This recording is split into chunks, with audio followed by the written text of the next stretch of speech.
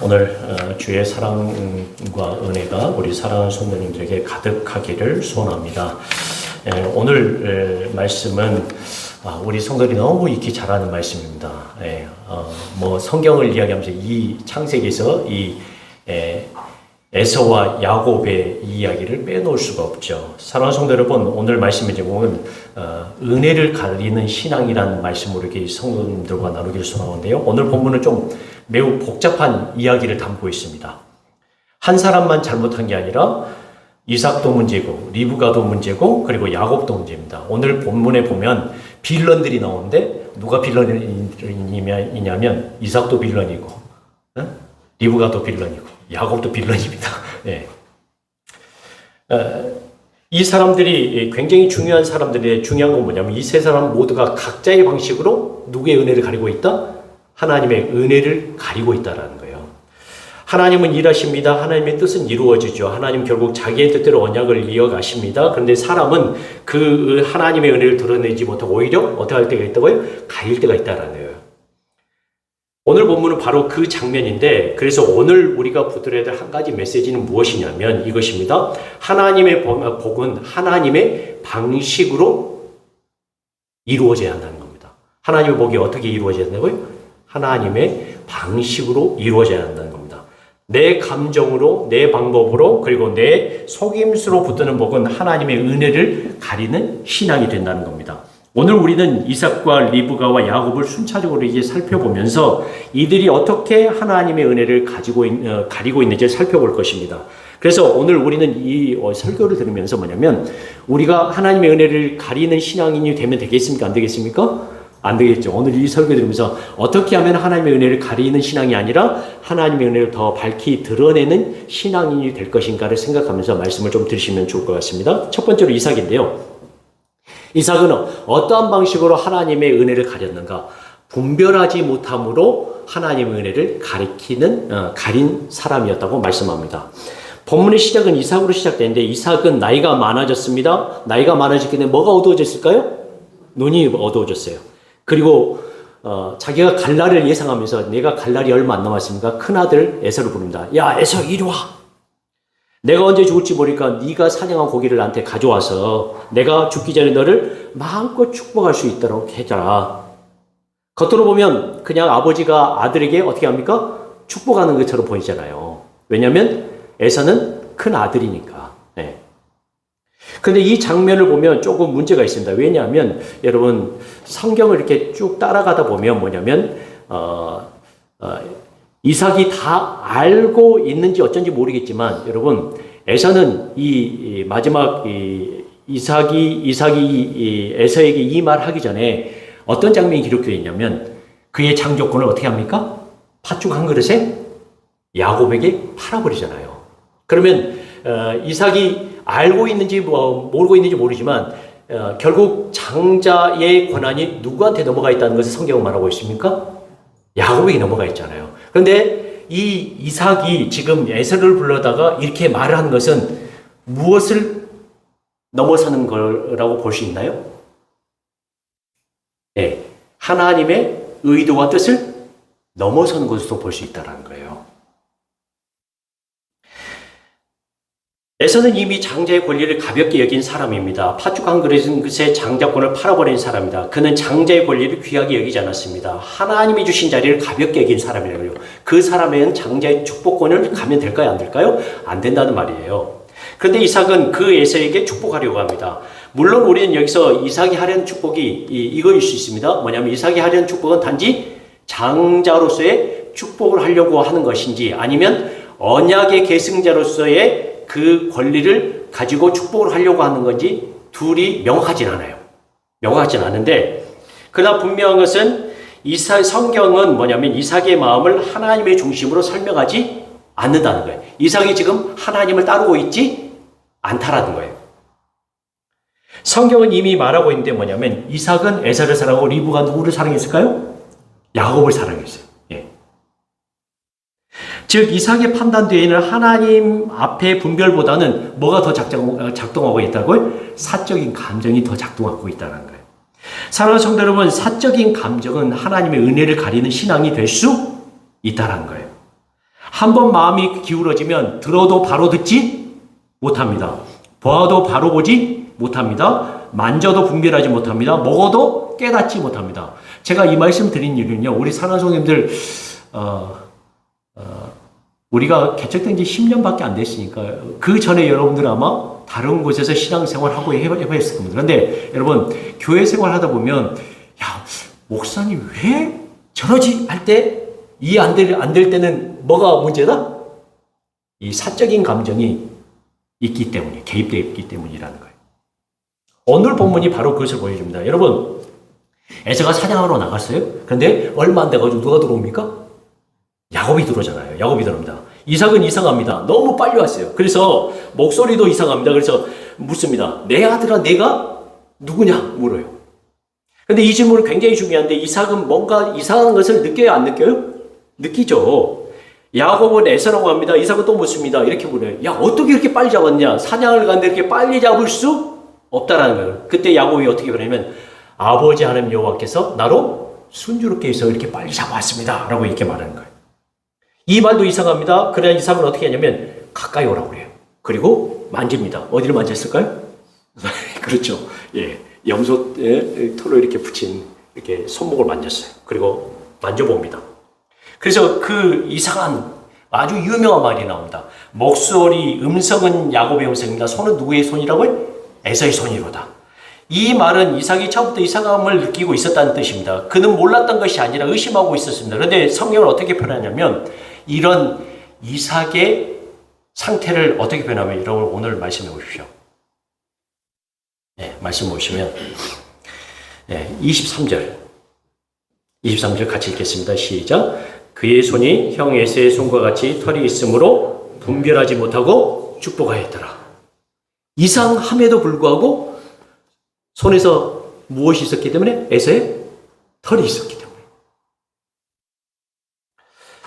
이것이 오늘 첫 번째 핵심인데 이삭은 들었습니다. 그리고 만졌습니다. 그리고 먹었습니다. 포도주도 마셨습니다. 그리고 마지막에 어떻게 합니까? 야 내게 와서 입 맞춰라 그러면서 무엇의 향취도 맡았습니까? 에서의 옷의 향취도 맡았습니다. 그런데 결국은 분별하지 못했습니다. 왜 그렇습니까? 여러분 감각이 없어서가 아닙니다. 기울어진 마음이 있었기 때문입니다. 그는 에서를 사랑했습니다. 에서는 익숙한 아들이었습니다. 에서의 털이 익숙했고 에서의 사냥고기가 익숙했습니다. 에서의 들판의 향취가 익숙했습니다. 그러니 진실보다 뭐가 더 크게 느껴졌다고요? 익숙함이 더 크게 느껴진 거라고요. 사랑하는 성도 여러분, 우리도 그럴 수 있어요. 내가 좋아하는 사람, 내가 좋아하는 방식, 내가 익숙한 분위기, 내 감정을 만족시키는 것, 이런 것들이 말씀보다 앞서면 우리는 뭘 하지 못한다고요? 분별하지 못한다. 분별하지 못해요. 신앙생활을 오래 했다고 해서 자동적으로 분별력이 생기는 건 아닙니다. 경험이 많다고 해서 항상 옳은 판단을 하는 것도 아닙니다. 마음이 기울어져 있으면 무엇을 놓친다고요? 사람은 진실을 놓치게 됩니다. 그래서 이삭의 문제는 단지 눈이 어두워진 문제가 아니라 분별이 어두워진 문제라는 거예요. 우리의 신앙은 어떻습니까? 나는 지금 하나님의 뜻을 분별하고 있습니까? 아니면 내 감정이 하나님의 은혜를 가리고 있습니까? 내가 좋아하는 것 때문에 진실을 놓치고 있지는 않습니까? 여러분, 혹시나 제가 이 사적인 감정 때문에 이상해지면 저한테 어떻게 하셔야 될까요? 목사님 좀 이상한 것 같아요. 분별 좀 하세요. 이렇게 이야기를 하셔야 되지 않겠습니까? 우리 성도들이 이야기 못할 것 같아요. 이게 문제가 이야기하셔야 돼요. 네. 두 번째는 뭐냐면 리브가로 가볼 텐데요. 이삭이 분별하지 못함으로 하나님의 은혜를 가르치면 리브가 또 다른 방식으로 하나님의 은혜를 가는데 뭐냐면 리브가는 하나님의 뜻을 자기의 방법으로 이루려고 하면서 하나님의 은혜를 가립니다. 리브가는 이삭과 에서가 나눈 대화를 어떻게 합니까? 들었어요. 이삭은 분명히 죽기 전에 에서를 축복해가겠다고 말했습니다. 그런데 리브가는 그 말을 듣고 야곱을 불러 말합니다. 아버지가 여호와 앞에서 에서를 축복하시겠다고 하니까 내가 그 축복을 받아야 한다는 식으로 야곱을 움직입니다. 예, 이게 무슨 말이냐면 에서는 이렇게 말했습니다. 여러분 이 말을 제 말을 좀 이해하려면 여러분 이삭이 에서에게 축복하려고 했을 때 어떻게 했는지를 여러분 좀 보셔야 되는데, 여러분 한번 보십시오. 네, 27장, 네, 27장 보시면 4절에 이삭은 에서에게 이렇게 말합니다. 어떻게 말하냐면 이렇게 말합니다. 4절 한번 같이 읽으실까요? 시작. 내가 즐기는 별미를 만들어 내게로 가져와서 먹게 하여 내가 죽기 전에 내 마음껏 내게 축복하게 하라. 자, 그런데 리브가는 이 말을 듣고 야곱에게 어떻게 말을 했냐면 이렇게 말합니다. 여러분, 네. 네. 몇 절을 보셔야 되냐면, 7절을 보십시오. 7절을 보시면, 7절 같이 읽겠습니다. 시작. 나를 위하여 사냥하여 가져다가 별미를 만들어 내가 먹게 하여 죽기 전에 여호와 앞에서 내게 축복하게 하라 하셨으니, 뭘 더 붙였습니까? 이삭이 에서에게 하지 않은 말, 뭘 붙였습니까? 여호와 앞에서라는 말을 붙입니다. 제가 이 말씀 드리는 뭐냐면, 여러분, 에서와 야곱이 이 리브가의 태중에 있을 때 이 두 아이가 어떻게 합니까? 싸웁니다. 그래서 태중에 있을 때부터 이렇게 싸우는데 문제가 있으니까 리브가가 누구한테 하나님 여쭤보냐면 하나님 앞에 기도합니다. 하나님, 이게 도대체 무슨 일입니까? 내 태중에 애들이 이렇게 싸우고 있습니다. 하고 하나님께 물어봤어요. 그런데 하나님께서 어떻게 말씀하시냐면, 큰 자가 작은 자를 어떻게 해라? 섬기라고 합니다. 자, 그런데 성경이 뭘 기록하고 있냐면, 리브가가 하나님으로부터 들었던 이 말을 이삭에게 했는지 안 했는지는 기록하지 않고 있습니다. 다시 표현하자면 리브가는 하나님의 언약의 계승자가 누구다? 야곱인 걸 알고 있어요. 그런데 지금 에서가 이삭이 에서에게 축복하려고 하는 이것을 어떻게 여겼냐면, 하나님의 언약의 계승자는 야곱인데 이 축복을 누가 뺏어가려고 한다? 에서가 뺏어가려고 한다고 생각했을까요? 안 했을까요? 했다는 거, 믿었다는 거예요. 그래서 이건 안 된다. 이건 하나님의 질서를 어기는 것이라는 그런 감정이 입이 된 겁니다. 그러니까 다시 표현하자면, 여러분, 장자의 축복권과 언약의 축복권은 완전히 다른 건데, 리브가는 장자의 축복권과 언약의 축복권을 어떻게 했냐면 같이 생각을 했다는 거예요. 그래서 이거는 여호와 앞에서 도저히 이루어질 수 없는 일이다. 이건 하나님의 질서를 어기는 것이다. 그래서 어떻게 계획합니까? 야곱을 부르다가, 야, 내가 이야기한 대로 다 해? 염소 새끼 2마리 잡아. 그럼 내가 별을 만들어줄 거야. 떡도 만들어가지고 그걸 가지고 들어가라. 근데 야곱이 아니, 형하고 나하고 완전히 다릅니다. 그랬더니 어떻게 합니까? 맏아들 에서의 옷을 가져다가 야곱에게 입힙니다. 자, 그런데 리브가는 이 맏아들 에서를 어떻게 표현하거냐면, 야곱을 어떻게 표현하거냐면, 여러분, 말씀을 한번 보실까요? 네. 오늘 읽은 말씀인데요. 15절에 보시면, 리브가가 집안 자기에게 있는 그의 맏아들을 에서의 좋은 의복을 가져다가 그의 작은 아들 야곱에게 입히고라고 표현합니다. 그런데 17절에서는 어떻게 표현하냐면 이렇게 표현합니다. 자기 아들 야곱을 어떻게 표현하냐면, 17절 같이 한번 읽으실까요? 시작.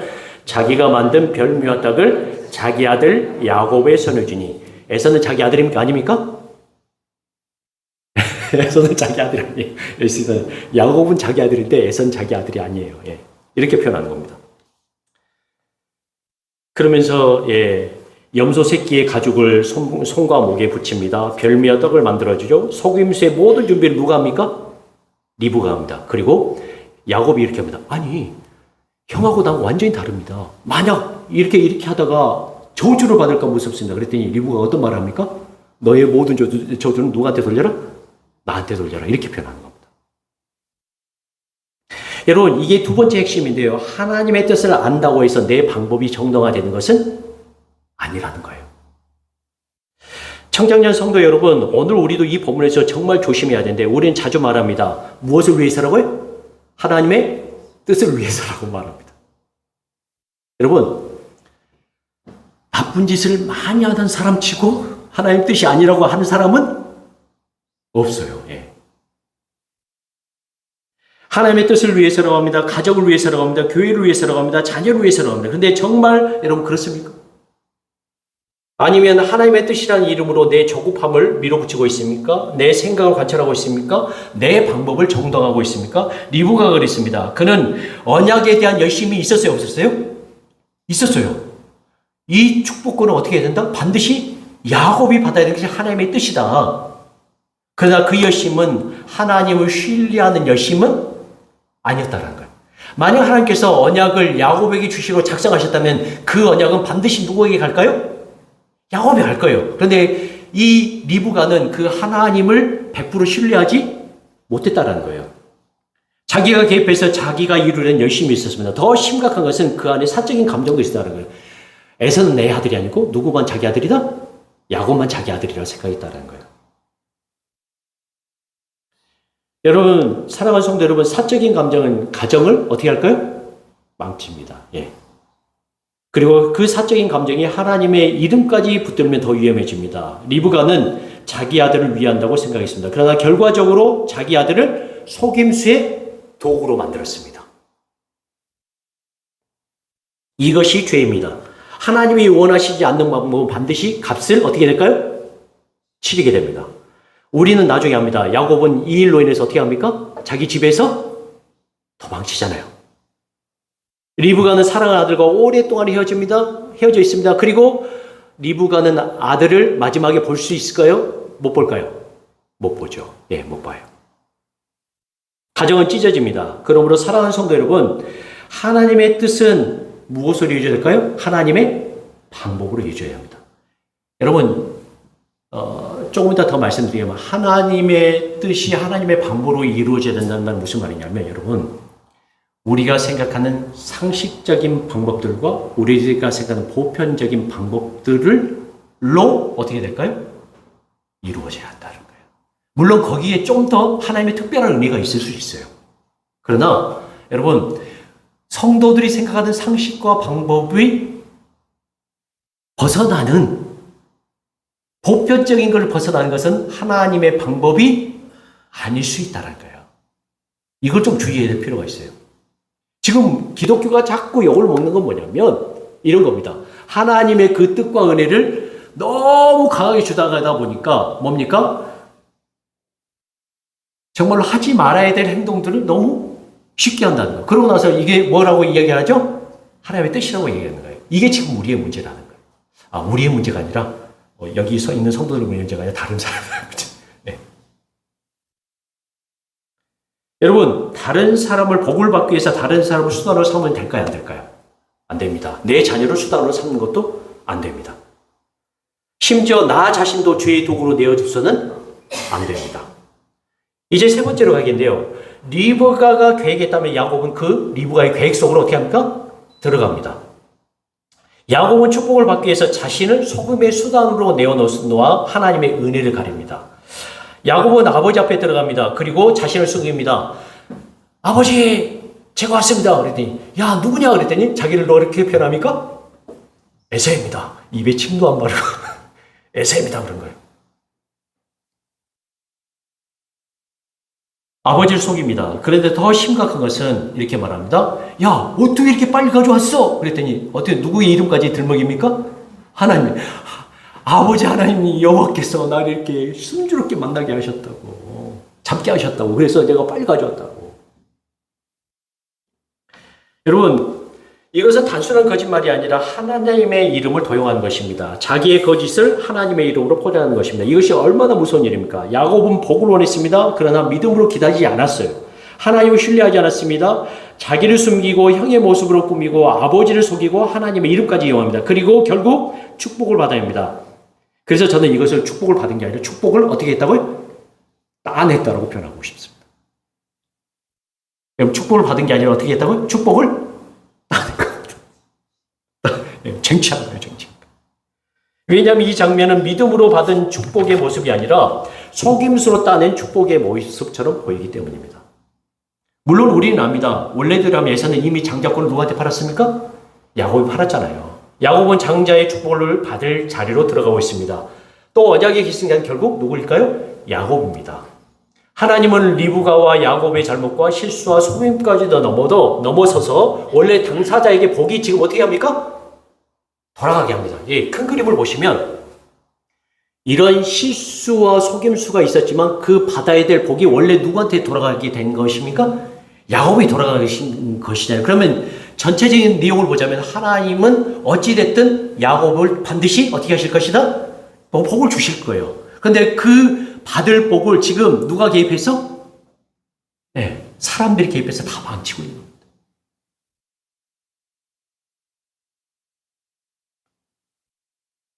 여러분, 하나님께서 주시기로 하신 것을 하나님께서 취소하실 리가 있을까요? 없을까요?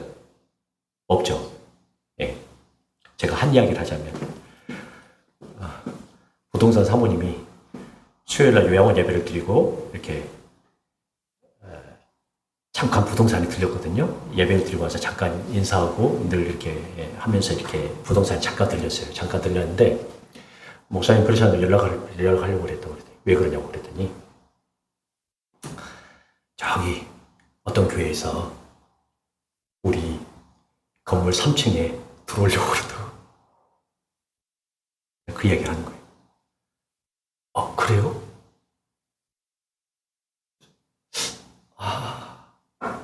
제 마음이 좋았을까 안 좋았을까요? 네, 별로 좋지는 않았죠. 네, 좋지는 않았어요. 근데 한번 생각해보니까 다른 거 들어온 게 아니라 뭐 교회가 들어왔는데 그것만큼 더 복이 어딨냐. 술집 들어온 것보다 낫지. 그 생각을 했어요. 그 생각을 하고 했는데 이 이야기를 집에 갔어요. 그래서 와이프를 여보 그런 일이 지금 있을 것 같아. 그랬거든요. 근데 그런데 뭐 있을 것 같아. 그러더니 와이프가 제 이야기를 듣고 속이 상해. 밖에 나가서 커피숍에서 라떼 한 잔을 딱 시켜가지고 공원에 가서 앉아가지고 라떼를 마시면서 하나님 이럴 수 있습니까? 하고 이렇게 했는데 하나님께서 마음을 정리를 시켜주신 거예요. 그래 남편 말처럼 뭐 다른 게 들어온 게 아니고 교회가 들어온다고. 근데 마음껏 하나님께서 주신 게 뭐였냐면 하나님의 방법대로 하나님께서 하시겠지. 와이프가 저기 커피 마시고 이게 커피 받고 나가기 전에 저한테 뭐라냐면 당장 전화해서 이야기 좀 하려고 그 목사님들 전화해가지고 이야기를 하고. 근데 그 교회 이름이 뭔지 압니까? 성광교회네. 들어오려고 하는 교회 이름이 성광교회. 그래서 유성광 목사가 전화해서 성광교회 들어오지 말라고 이렇게 전화할 수는 없잖아요. 예, 웃자고 하는 이야기입니다. 예. 여러분, 근데 하나님께서 이 방법을 이루신다면 이루실 거고 허락하시면 허락하시고 허락하시지 않냐면 허락하시지 않을 거예요. 그런데 저는 허락하시지 않을 거라고 이렇게 기도를 하는데 여러분 오늘날 많은 신앙인들이요 축복을 원할까요? 원하지 않을까요? 다 복받기를 원하죠. 여러분 형통을 원합니까? 원하지 않습니까? 원하죠. 다 잘 되기를 원해요. 그런데 그 복을 받기 위해서 우리가 손가락질 받는 것은 뭐냐면 불의한 방법을 쓴다라는 거예요. 많은 기업인들이 11조를 많이 내기 위해서 불의한 방법을 사람을 수단으로서 돈을 많이 벌어서 11조를 냅니다. 그럼 하나님께서 이걸 어떻게 보실까요? 좋게 보실 리 없겠죠. 유산을 또 편법으로 증여하는 이것도 말이 안 되잖아요. 네. 거짓말도 합니다. 속임수도 씁니다. 심지어 자기 자신까지 죄의 도구로 내습니다. 그러면서 누가 축복하시다고 말한다고요? 하나님 축복하시다고. 우리 사랑하는 성도님에게 부탁합니다. 절대로 이루시면 안 됩니다. 조금 안 좋아도 괜찮아요. 좀 못 살아도 괜찮아요. 조금 그래도 괜찮아요. 반드시 하나님께서 주실 복이라면 반드시 하나님께서 주실 것입니다. 하나님의 복은 하나님의 방식과 방법으로 성취되실 겁니다. 그러니 여러분 기본적인 삶을 버리지 마십시오. 상식적으로 생각할 줄 아십시오. 정직을 버리지 마시고 상식을 버리지 마십시오. 그리고 세상도 인정하지 않는 불의한 방법을 복이라는 이름으로 포장하지 절대 마시기 바랍니다. 그거는 망하는 길입니다. 우리 결론으로 말씀드리자면 하나님의 은혜를 가리는 신앙이 아니라 하나님의 은혜를 드리는 드러나는 그런 신앙인으로 우리 모든 성도들이 사셨으면 좋겠습니다. 사랑하는 성도 여러분, 오늘 본문에 세 사람이 나오죠. 이삭은 분별하지 못함으로 하나님의 은혜를 얻고 리브가는 하나님의 뜻을 자기 방법으로 이루려고 했고 그리고 야곱은 축복을 받기 위해서 자신을 속임의 수단으로 내려놓아서 하나님의 은혜를 가렸습니다. 그런데도 하나님은 일하시죠. 자기의 뜻을 이루십니다. 왜곡된 사랑을 넘어서 일하십니다. 속임수를 넘어서 일하십니다. 분별이 없는 사람을 지나서도 일하십니다. 이것이 하나님의 신실하십니다. 그러나 그 하나님의 신실하심이 우리의 죄를 칭찬하는 것은 아닙니다. 오히려 본문은 우리에게 분명히 말씀합니다. 하나님의 복은 하나님의 방식으로 받아야 된다. 여러분, 사적인 감정으로 하나님의 은혜를 가리지 마시고, 욕심으로 하나님의 은혜를 가리지 마시고, 조급함으로 하나님의 은혜를 가리지 마시기를 바랍니다. 우리 사랑하는 성도들이 정말로 하나님을 신뢰한다면 그 하나님의 뜻을 끝까지 붙잡고 인내하십시오.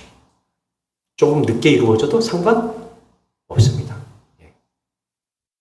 그리고 조금 더디 가도 상관없습니다. 여러분, 교회를 보면서 가장 답답한 사람 누구일까요? 네, 저예요, 저.